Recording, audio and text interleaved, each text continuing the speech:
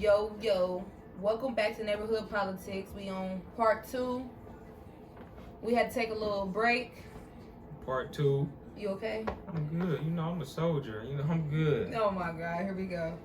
So we gonna get straight to it because we left off on the last episode talking about this. You know what I'm saying? So we're gonna talk about mental health today in the Black community. Woo! Mental health awareness and the importance of it.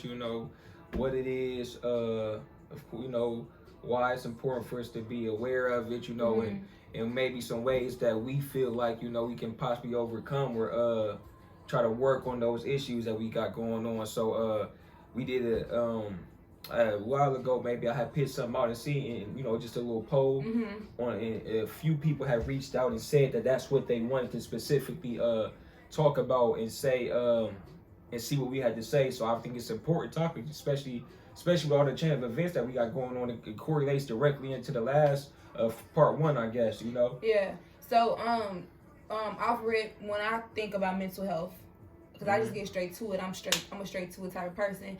When I think about mental health, okay, you got your physical, you got your spiritual, and then you got your mental. I think a lot of times we only focus on our physical, which is fitness. We focus on our physical fitness, and we don't exercise the big boy up here. Your mental is is also something that you have to exercise and gain that fitness in the mind. If you understand what I'm saying, like that's something that you really have to focus on and pay attention to. And I think a lot of times, like I said, in our community, we just talk about the fitness, and even we laugh with that a lot. But we don't really focus on the mental aspect. Like your mental is so important to focus on and to work with, because if you're not taking care of that, you can go crazy, and also you can make a lot of bad decisions. A lot of things can transpire from you not taking care of your mental health. It's super important. So like I said, when I think about the mental health part, I just think about like we just get it so. We only worry about our physical. Sometimes we only worry about spiritual. Sometimes people don't even worry about the spiritual, right? So when it comes to mental health, it's literally dissecting and dealing with the issues that goes on in your mind, even if it's not really so much of big issues, but just always paying attention and making it a priority about the things that you feel and the things that you went through, not suppressing the emotions and the memories that happened back in the day, So that's my take on what kind of when I think about mental health, what I think of. What do you think about when you hear about mental health? Shoot, when I think about mental health, you asked me that the other day, and you laugh, but my answer was being black in America today, and then you asked for me to elaborate on that,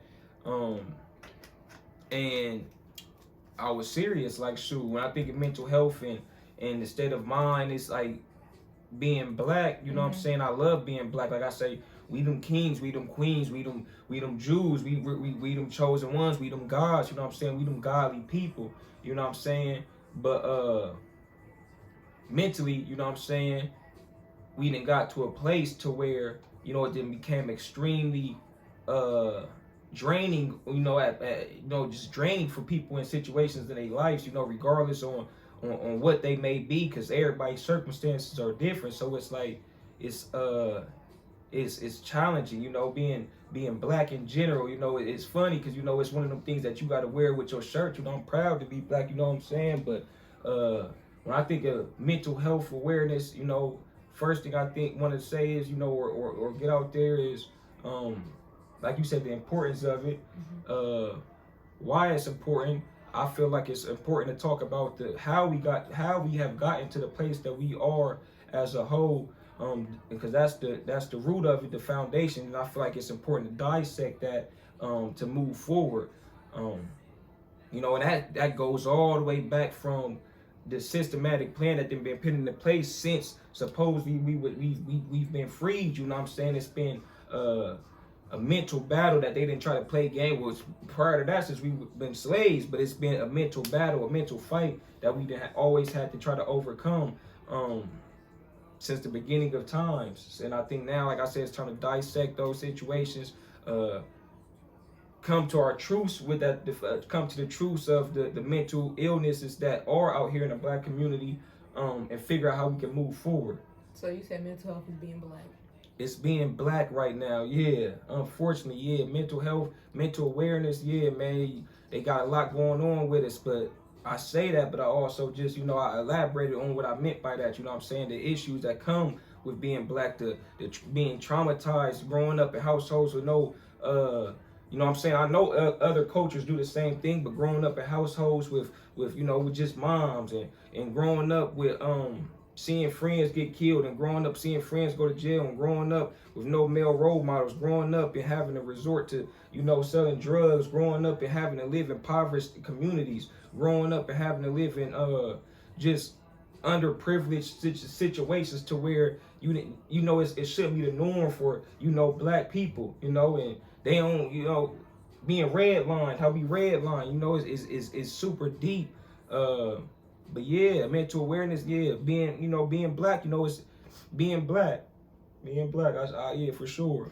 So, like, when it comes to like mental health and just growing up in the black community, and not even just mostly the black community, I'm gonna speak on what I know, is you never talk about how you feel, or different. You never talk about how you feel or the different things that you face, because like we said in the last episode, a lot of stuff has been normalized, right? So in general, when it comes to like mental health issues, even when we're feeling something, we're afraid to talk about it because we don't want to be looked at as crazy. For instance, like a lot of people have been depressed and have experienced depression, but being black, we feel like, oh, there's no such thing. I mean, we say like, yeah, bro, I was depressed, but really we don't really take heat. We don't really take heat to that. Like, we just say like, yeah, I was upset, I was sorry, this and that happened, and now I'm cool. When really you never dealt with those feelings and those things that made you feel that way. So it become that thing where it's bottled up, and then you dealing with a whole bunch of things that when you get older, or it comes back around later down the line, you trying to figure out, why do I feel like I'm about to go crazy?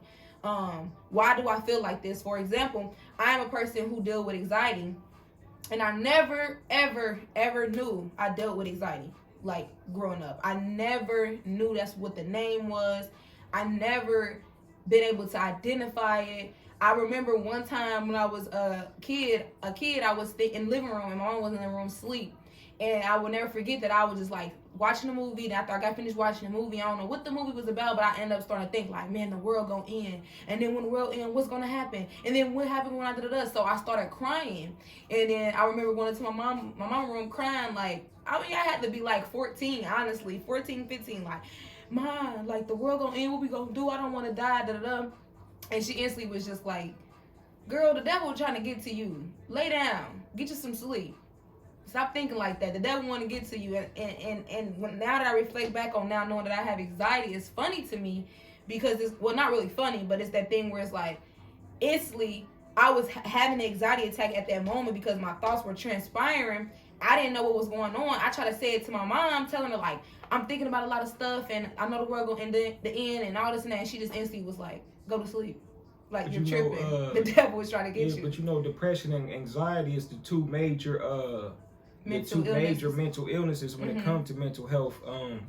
And I feel like something similar to what you said, we done got to a point to where we didn't normalize it. You know what I'm saying? We didn't normalize having that anxiety. We didn't normalize being depressed. But like I say, for me, man, the big thing, and like I keep saying, it's unfortunate, that we didn't have to go through the things that we didn't have to go through. But it's important for us to recognize those things that how we have grown up. You know what I'm saying? That, and it's not normal.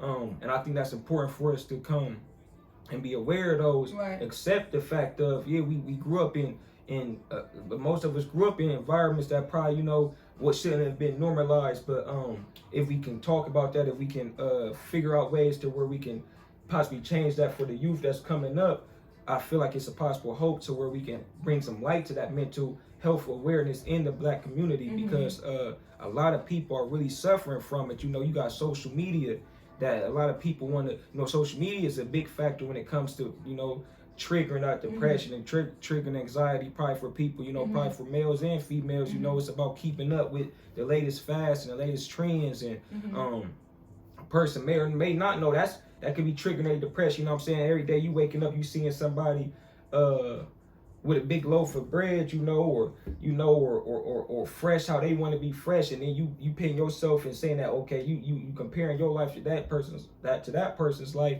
could be triggering, some depression in you, to where you feel like, dang, I ain't where I need to be in life. But what I feel like as Black people we need to come to realization is,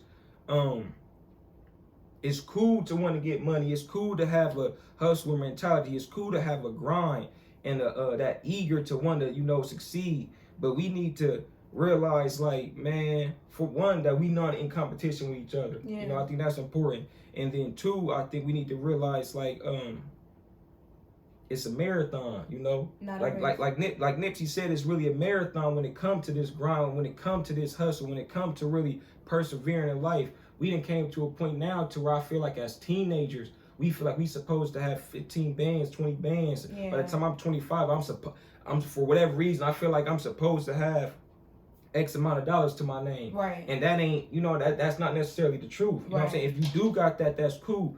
But we need to get to the point to where we not feeling like that's the norm and that's what we supposed to have. I'm supposed to have X amount of dollars in my pants. I'm supposed to be able to go to the club and pop up. I'm supposed to be able to, that ain't it. We need to be able to realize, like, okay, man, I'm grinding, I'm working hard, I'm providing for my household. Maybe I only got this amount of dollars, but everything else is around me is cool, so I'm okay. Yeah. You know what I'm saying? I'm not saying it's not. I'm not saying don't strive to want more or to do better, but that's big. I feel like that's a huge issue on what's driving that depression, that anxiety of where we are as a culture now of like social media. I feel like it's a huge factor in that.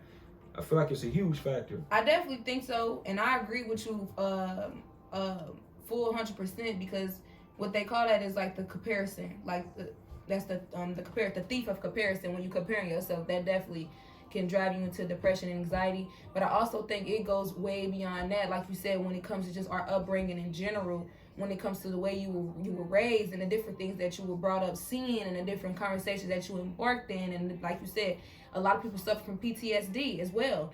Very traumatic, post-traumatic experiences, like literally seeing things that they should have not saw. And yet we can't talk about that, because if we talk about that, we're considered crazy. So for instance, I'm just keep putting myself out on land because I can only speak from experience. Getting a counselor when I was younger, I used to be very bad with my behavior. Like, I was just bad. I know why. I think just off of the strength of just lacking the attention from my parent, my mom, and my dad, wasn't in my life and things of that nature. But that's why I acted out as far as behavior. But they try to give me counseling then. And I never forget, when I was younger, I used to be like, I'm not crazy. Y'all want me to get counseling? I ain't crazy. I'm not going to counseling. I used to be in the counseling session like, I don't need it, crying. Just angry because I felt like counseling meant that you were angry. Now that I'm older and I'm experiencing real life situations and I don't have nobody hold my hand besides God, and I could talk to my mom here and there, but for real, the only person that can hold my hand through everything is God. I'm realizing, like, counseling might be an option for me, because I really could figure some things out, but it's some things that I can't figure out on my own. You know what I'm saying? It's things that God have brought to the forefront for me, but also too, it's things that I still need the terminology for. I can express what I'm going through, but I don't know what the name of that is. I don't understand why I'm feeling that way. You know what I'm saying? So I seek counseling. And I remember my sister being like, you don't need no damn counseling. I mean, yeah. Like, you tripping.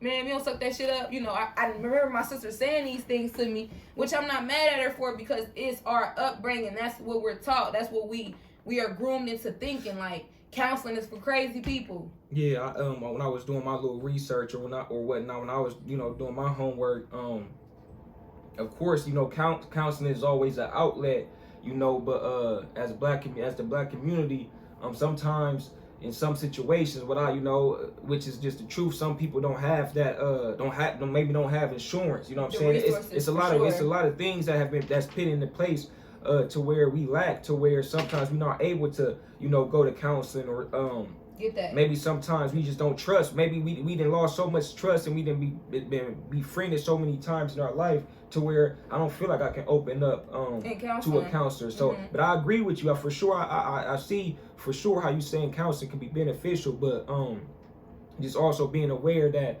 not all everybody, man, unfortunately ain't able to really get those counselors and stuff like that. But with that being said, instead of maybe you can find somebody. For some people who aren't able to get counseling, find somebody that a resource or somebody that they can that they can reach out to and talk to. And like I'm sure you would say the same thing for me. I'm always open for a male. You know what I'm saying? I'm sure you would say the same thing for a female, but I would love to have more males reach out to me.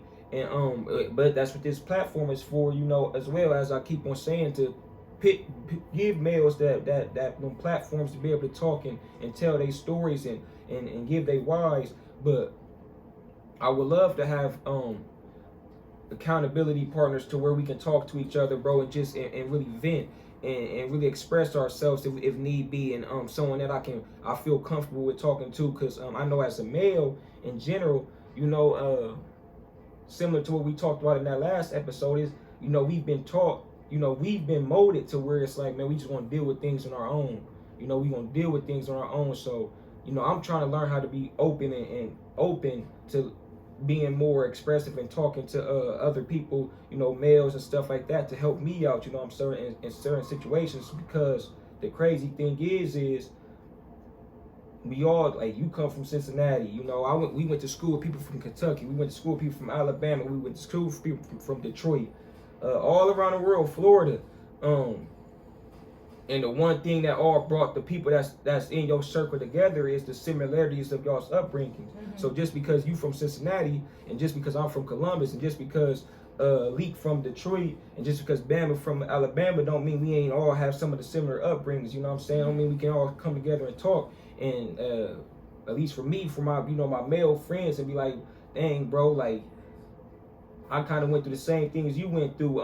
Let's talk about it. You know what I'm saying? Yeah. Like, let's talk about it once a week. Let's talk about how your week went. Let's talk about what made you, what was hard for you this week. Let's talk about what was good for you this week. Let's talk about where you need to work, your work ethic. You know what I'm saying? I'm just saying, for people, for the ones who maybe don't want to go to counselor, or don't have the resources, the insurances, and the money to to do the type of the counseling and things like that. Okay, so like you said, one of the issues is not having the resources. And then what's another issue that you could say? Because I just want to put it on the table with the different issues as to why people don't want to take care of their mental health. Or I don't even think it's take care. I wouldn't say they don't want to take care. They don't know how. They don't know how, or they not aware that they might have mental issues. You know what I'm saying? And I don't want to say mental issues, but it might be going through things, because shoot, I go through things every day, and as like a male, I feel like I might be good, but really deep down, shoot, I might be carrying burdens of depression on myself. But as a male, I feel like I'm cool.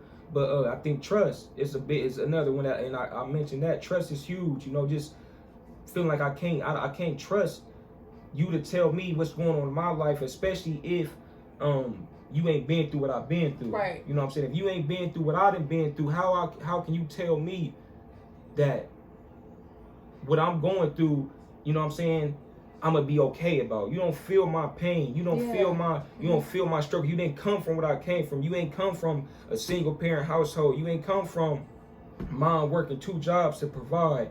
You ain't come from, sometimes you might not be able to eat at night, so you're not gonna understand why I feel the way I feel. I feel the way I feel. And that's another thing. I remember watching Taraji. She definitely got a movement going on with the mental health situation, where she's like, we don't have enough black counselors. Right. That was gonna be my third. Which I totally understand. And I'm different in a sense of, I'm not going to counseling for a doctor to diagnose me with something, or to be telling me about myself, because I'm very self-aware. That's where I'm different. A lot of people are not self-aware, and I'm understanding of that as well.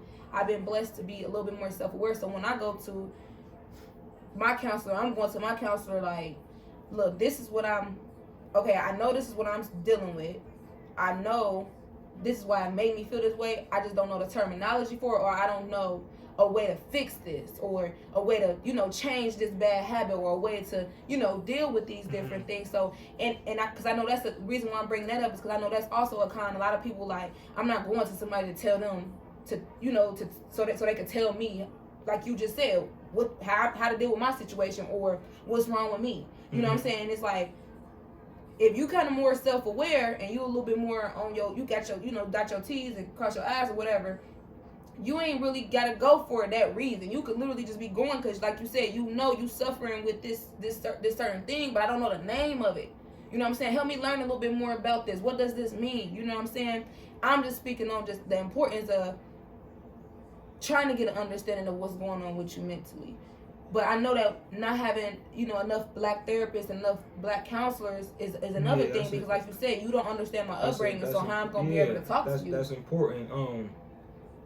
I know for me personally, if I was to go to, you know, I don't, you know, it got to be a relationship, it got to be a bond, it got to be a type of, some type of respect level to where I truly wholeheartedly believe that if I open up to you as a counselor, that you really gonna understand what I'm saying, and forget, and also another thing, even when you leave from them counseling sessions, what are you going to, and what am I going back to? You know what I'm saying? So it's about foundations of a life. You know what I'm saying? Because it's like I can go to counseling, and I can vent to you. You can tell me how I can react to a certain situation.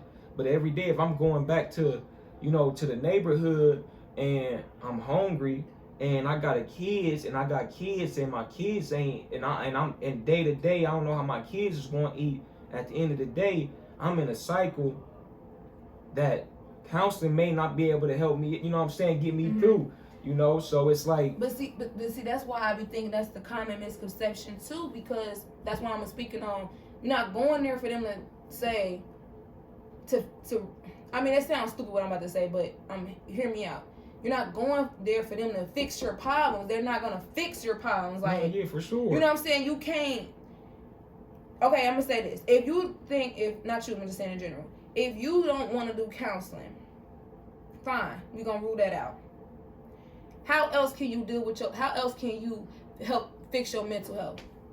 Right. Because people like to say what they like to say about even just that, and that's fine. I ain't forcing nobody to do it. It took me a while to even get to this point to even feel the need. I'm new to this, so I'm not trying to encourage or not even discourage nobody to go or not to go. But I'm saying, if we gonna talk about a counselor and why we don't want them, how are we gonna get better as a community? Yeah, that's our issue. You know, I mean, that's what the discussion is to be had, because at the end of the day, it's going to be people who don't have the resources to even go to I get counseling. that, but so I'm saying, like, how do we fix it outside of that? I'm saying, like, we have to still. If that's not an option for us, we ain't trusting that, we ain't dealing with that, that ain't where we want to go with it. Or we just ain't got the resources. That's right. That, as a community, you know, we can work on coming together as one. You know what I'm saying? Helping provide for ourselves, just bringing back that self-love and that that family camaraderie amongst one another. I think that could be an option for sure. I think back to the first session, teaching our kids, you know, to grow up to that counseling is a job, you know what I'm saying? So it can be kids that grow up to be in a positions to where maybe somebody like me or you might not run into a counselor that went through what we going through, but maybe if we taught one of our kids to be, man, you good at helping people. I noticed at 6 years old, you always liked helping people. Son, I noticed you always was, you know, doing this for somebody. Maybe, you know, you should look into, you know what I'm saying, counseling or something, like whatever that job, whatever that degree or whatnot may be, but maybe you should look into going that route so we can start bringing up younger black boys and girls and minorities into them positions to where they can, or to where someone does feel comfortable, or to where you can be like, hey, you need some help, bro, let me call, got to pulling out my phone, let me call such and such. I know my man's is a counselor. I don't know nobody that I can personally call and call, and then they tell me, okay, I know this person that I know personally that is a counselor. You know what I'm saying? So again, go back to like the first little discussion that we was having. Just I feel like